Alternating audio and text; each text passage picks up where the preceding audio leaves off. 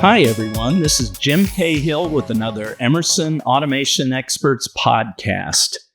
Innovation needs capital to convert ideas into action and results. Private venture capital plays an important role in fostering this innovation. Today, I'm joined by Thurston Cromwell to discuss Emerson Ventures, whose mission is to advance emerging industrial automation technologies through early-stage venture capital investment.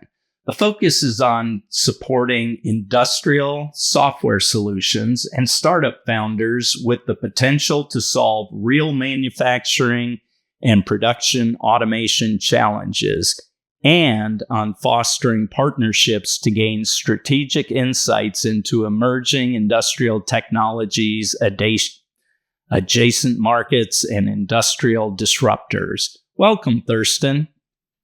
Thanks, Jim.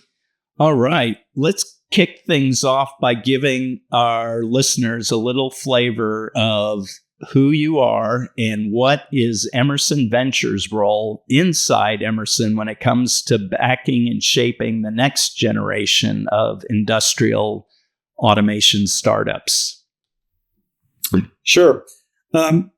Emerson Ventures was born about 5 years ago when our leadership saw the need and opportunity for us to form a corporate venture arm that could help our businesses gain access to innovation via a route that currently wasn't available.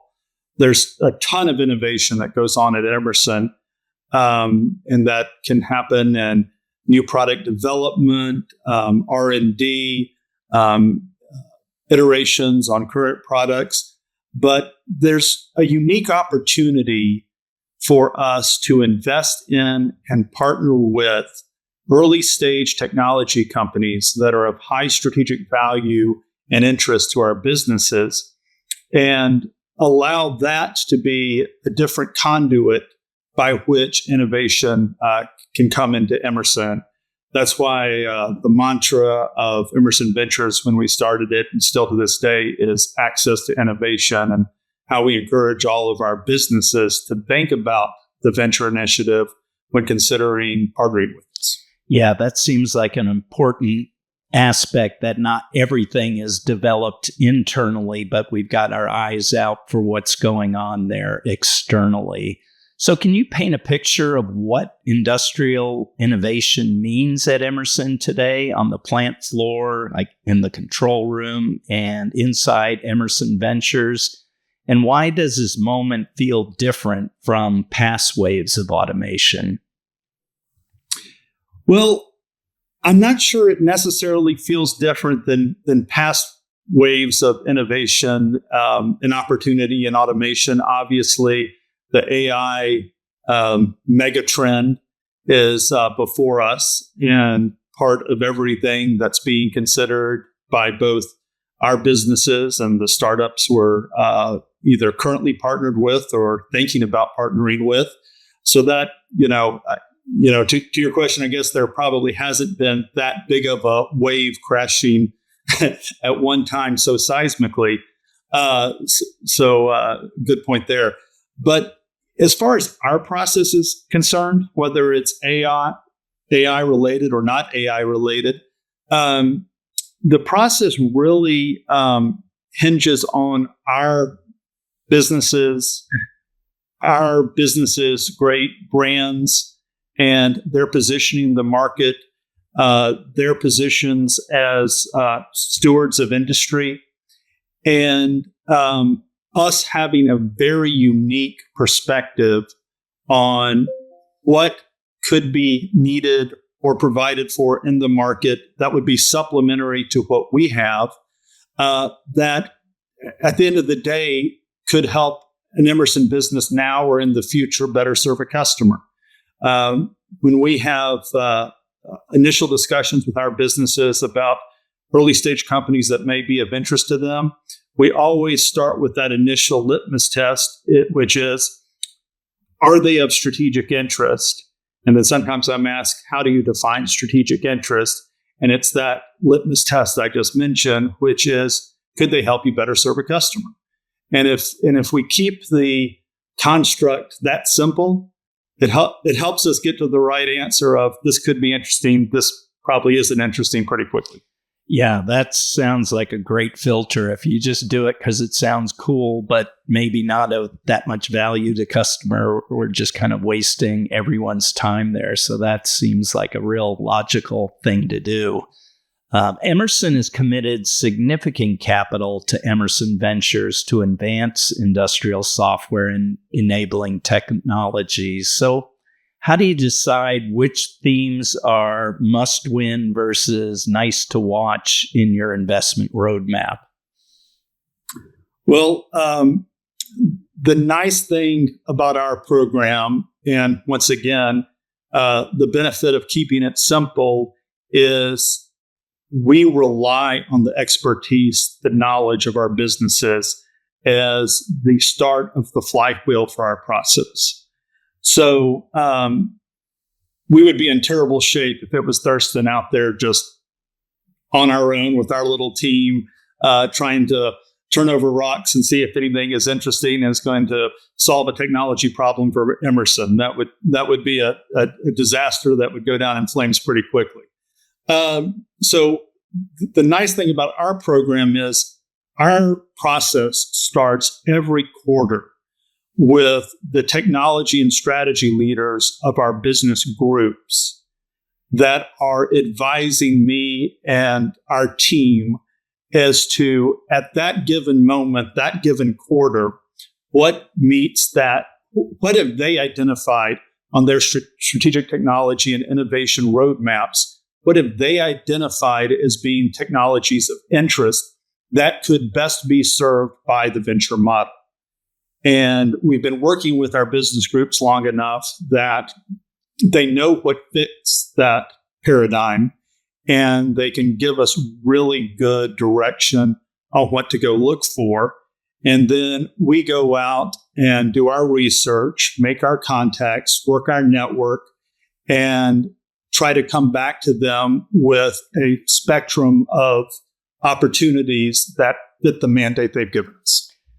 Yeah, that makes sense that you have the people out there looking for it and feeding, and you supply the process on how to, look at that opportunity and assess it and that kind of thing. Yeah, feel the same thing. If I tried to be the expert of all things and podcast about it, that's why I have guests that are very brilliant in their areas. When a founder in industrial or energy automation asks, why take strategic capital from Emerson versus a traditional venture capital firm? What is your candid answer today? And how has that answer changed as, this technology that all around is accelerating? Yeah. Whereas we've had the formal Emerson Ventures initiative in place since 2021, prior to that, we had done a few one-off venture-style investments dating back probably to 2018. And over that time, you make a good point. The perception of corporate venture has evolved a good bit. In the old days, corporate venture arms were perceived as being clunky, unwieldy, taking forever to make a decision, taking forever to get to a closing table, and then in some instances coming with an unrealistic set of demands and expectations as to what they should get beyond just being a good partner to the company with an equity position on the cap table. And 10 years ago, I think corporate venture kind of had a pretty dodgy reputation, and most founders probably said, you know what, the pain isn't isn't worth the benefit. And I think corporate venture has matured a lot over at least the last 8 years I've been heavily involved. And I think now, especially given some of the fluctuation in the venture market over the past few years and the some struggles that traditional financial VC firms have had, a lot of zombie firms out there that have depleted their capital but are still around because they haven't had the exits to return capital to their limited partners. I think founders are realizing the benefit of sophisticated, well-structured, efficient corporate venture arms. And then I think in the unique category of industrial technologies where we play, we even have a greater advantage and a greater value proposition that we can present to founders, because the customers that we have are probably some of the least likely organizations to adopt unproven early stage technology by immature companies that don't have the backing, the balance sheet, the experience to be perceived as a sure thing for delivering the technology or the value proposition they're promising. So one of the things that we can sort of uniquely do is, especially through our model, which is invest first, partner second, if we can get to that partnership level and we can be the conduit by which the early stage company can find access to their end markets, then in the industrial space, we really do provide a differentiated value proposition. Yeah, you're right. Just given our industry, patience is required, and our customers there aren't going to just jump at this flavor of the month or something because of the seriousness of the business we're in controlling processes. It's very, it takes that kind of patience. It's like, yeah, I always joke that the bar for, three guys in their pajamas who have written some code that's going to go on your phone and be a silly game or app is at one level. If those three guys want to write some code that's going to go into a refinery, it's a whole different level. Yeah. That takes a little bit, a lot more there, I'd say. So I guess for our listeners, walk us through the moment you first get excited about an industrial automation startup. What signals in the technology, data architecture, deployment model make you think this can really change how plants or assets run?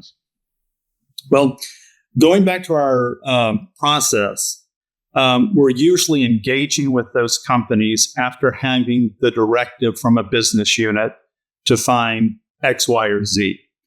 And once we think we have found that, once we've had that refinement of our hunt with our businesses, and once we've engaged a few players in that space, we're always, because we start with the premise of looking for a technology or a solution that will solve a problem, we're not necessarily just taking what I like to call screeching missiles of inbound opportunities and trying to scurry to figure out if we can find a business that might think this is interesting.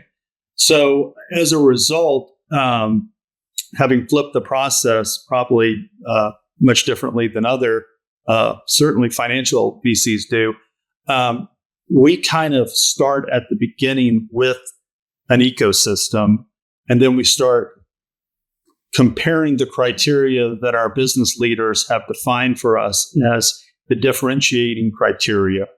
And then we start measuring them against each other.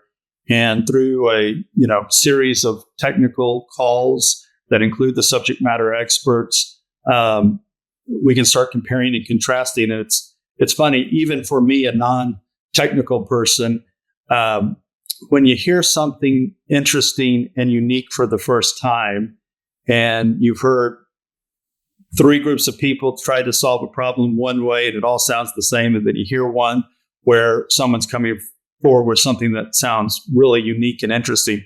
Even if I don't understand the deep technical aspects of it, your ears do perk up, and you kind of say, that's interesting. When everyone's going this way, they're going this way, and appearing to come to a much more elegant solution. Yeah, that sounds like the essence of innovation, that one that's zagging while everyone else is zigging on it. So that's at least, got to perk your interest that it's that different. Got to be something there. You invest in areas like industrial Internet of Things, edge computing, and AI for operations. Where do you see the biggest current automation gaps in the field, and what kind of founders or technologies are best positioned to close them? Excuse me. That's a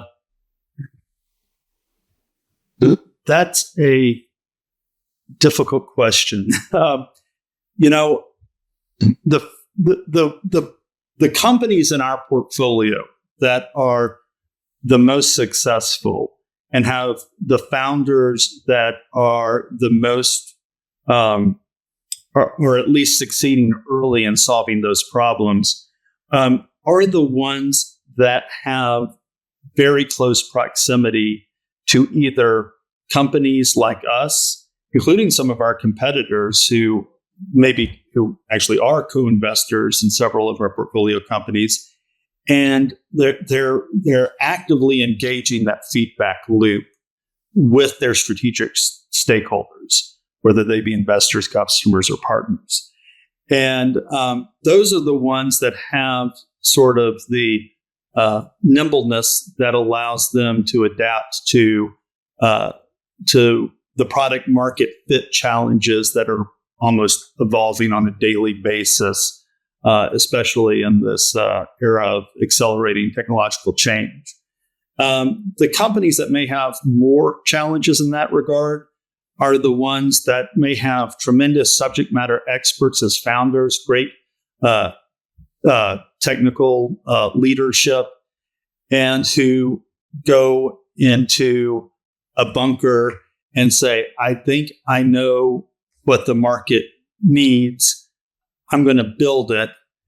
And when they come out of the bunker, it may be a complete finished product, but the hockey puck has moved to the other end of the ice. And all of a sudden, they're trying to adapt what they've built to where the market is. And that's when I think some early stage companies struggle with that lack of adaptability and that feedback loop.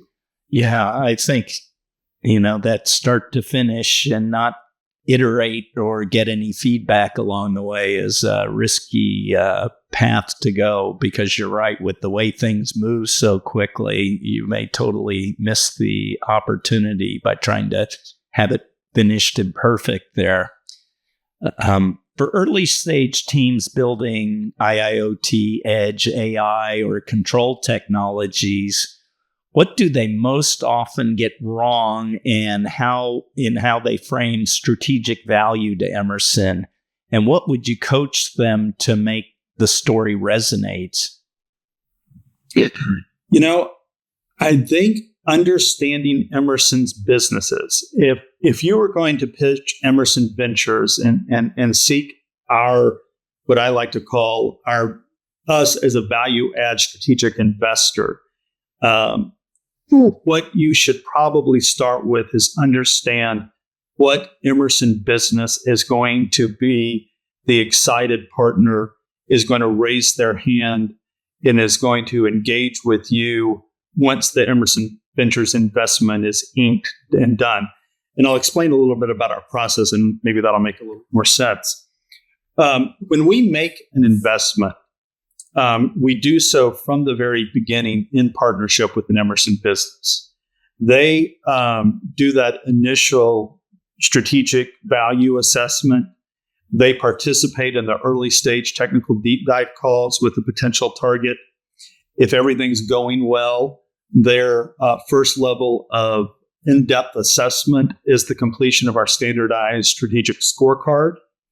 If that scorecard comes out well and it gets the right support from our investment committee, then it gets greenlit for the production of the strategic rationale deck. That is what gets the preliminary approval to move forward with diligence and move forward with an eye to closing an investment. But once that investment process is done, that same technology, strategy, marketing leader who was side by side with us through the entire process is then the person that we appoint to be our lead contact for the business. We generally ask, we never really ask for membership on the company's fiduciary board. That's not part of our model. But what we do ask for is a role on their observer or advisory board. And there are a lot of folks and traditional VCs and others that may be on that board. But the person we appoint as the Emerson Ventures representative is that person from the business unit who has been through the whole process with us and who has raised their hand from the very beginning to be the champion of the investment.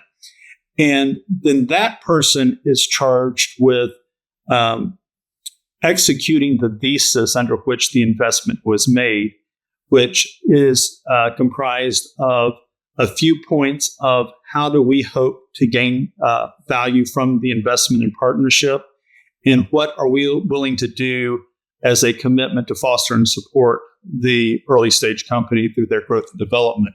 And that's really incumbent upon our observer board representative. So going back to your original question, if you ask me how can an early stage company interested in Emerson as an investor and partner think about us for the maximum benefit, start with thinking about, what Emerson business would be the great partner if they ended up investing. Yeah, that makes sense. And I think having that deep investment in the advisory level from the business really helps, flesh it out and see this really is something to pursue, put money behind, and foster the innovation. Can you share an example where Emerson Ventures helped a startup turn a novel automation concept into a scaled deployment with real industrial customers?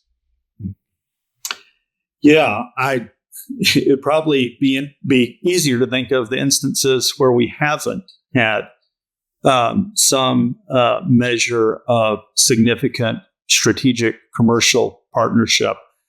I think we're batting 80% plus under that model. It doesn't always happen day one. In some cases, it doesn't even happen year one. But because of our model, because of the involvement of who we appointed the observer board, it is the rare exception that we don't reach some form of strategic partnership. Now that can span a broad spectrum. At one, and it really is dependent on sort of the stage of the company we're investing in. We consider ourselves stage agnostic. So we will invest in a seed level company that is taking their first institutional money at a prototype level of a product, all the way up to a Series B for our first check, which is a mature company with significant revenue that's really sort of hitting that growth curve. So we partner in proportion to where the company is. But at that early stage level, it could take the form and has taken the form of non-recurring engineering dollars that would help a early stage product meet test configuration specifications of what that sponsoring business thinks is the potential if the technology works, and it can meet the need that they've identified. All the way to a proof of concept that, in most cases is usually a paid proof of concept. And then at the far end of the spectrum for those mature companies, the ultimate most successful form of partnership is the channel partner or reseller relationship, where we are OEMing or selling through our channel and as a complement to an Emerson suite of products. Yeah, it sounds like that the rigorous process on the front end allows you to, bat 800 and getting it to a point and getting those ones that go all the way to our resellers on it. Those are the home runs out there. I guess if you could give one piece of advice to a lead venture capital firm who wants to bring a corporate investor into an industrial automation deal without slowing down the innovation pace or the closing timeline, what would that advice be? Well, this probably is going to sound self-serving, but I'd recommend looking for a partner that has a model similar to ours.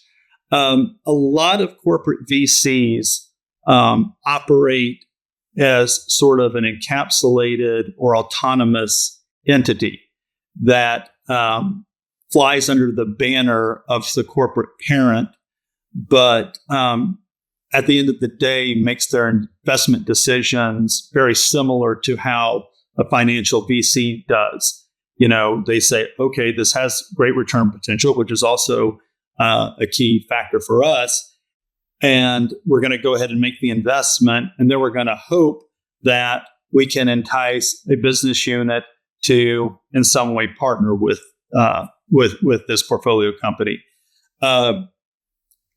That's a model. And, but I think it is far easier and far more efficient to have already identified the business unit that wants to find the right technology in the realm they've identified, has been on board through the selection process, and has helped identify the horse that we think will be the best bet, and then has gone through our process and has committed to be involved with the company on the observer board level.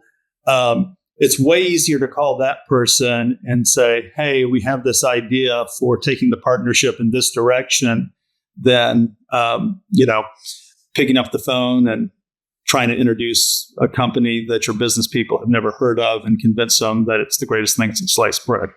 Yeah, it just seems like the decentralized approach from the businesses that are closer to the customers and knowing what they need, and maybe perhaps that we don't quite serve right, to identify those needs that it would be nice to get, would be a far superior model to, kind of the think tank out there, highly centralized, and, oh, we got a great idea and try to push it to one of the businesses in there. It just seems like, you've hit upon the right model that will produce that 800 batting average. I guess looking across the Emerson Ventures portfolio, what behaviors or decisions distinguish the industrial founders who turn a technical breakthrough into a durable automation business from those who stall after a few promising proof of concepts? I think I'll have to go back to my previous answer and say the ones that have that feedback loop with stakeholders and customers and are iterating, they're the ones that have the survivability factor that's so important at an early stage for a company when it's like running through the Amazon and anything you encounter could possibly kill you on any given day. Any company who's at this stage is facing that. And the idea of product market fit, which is one of the three factors or one of the three risks in doing early stage investing, is an evolving standard. It is not a fly in the amber from one point in time. And so the founders that are aware of that and stay attuned to that are the ones that we found are very successful. And quite frankly, by partnering with us in our businesses, we can help ensure that feedback loop has been established. Yeah, and I think if partnering all the way through to the point of, working into our global sales channel becomes, quite powerful in that, versus just I'll do it my way and we'll see what happens here. So this has been a great discussion. Let's kind of wind things down, and let me ask you, if this becomes a driveway moment for a founder, co-investor in industrial tech, what is the single mindset shift that you hope they walk away with about to partner with a corporate venture arm to accelerate automation innovation, not slow it down? Good question. The one thing I would say, once again, harking back to a previous answer, is understanding how challenging the industrial space is for early stage companies. We've worked with 20 companies in our portfolio from all stages of growth, and tapping the markets that Emerson serves is not easy, even when you have a good partner. But when you do have a good partner, it helps considerably.